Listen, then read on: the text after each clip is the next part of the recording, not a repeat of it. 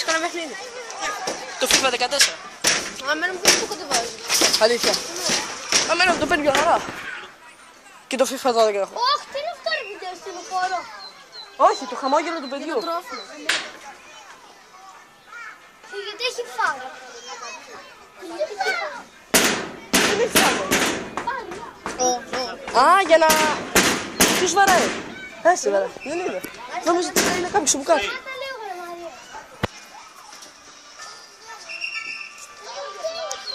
Πλάγι μου ρε παιδί μου. Σταμάτα Μάριε. Δεν πρόκειται να βάλω γκολ. Μπράβο! Σταμάτα λίγο ρε. Τι έχει τέτοιο που θέλεις.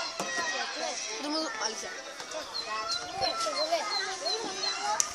Ο αδερφός μου είναι τερματοφύλακας. Εγώ είμαι τερματοφύλακας. Ο τερματοφύλακας είναι αδερφός σου. Γράψε ρε. Γεια Σταύρο!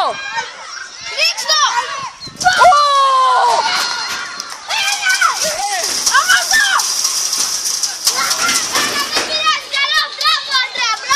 Μπράβο!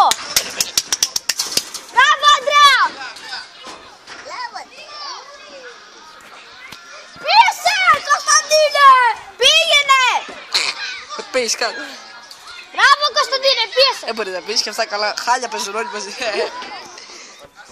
Ούτε εγώ λέω τίποτα για μας ούτε αυτοί. Έχεις παιχνιδιά. FIFA 14, FIFA 12. Το FIFA 12 το είχα σβήσει και το ξανακατέβασα.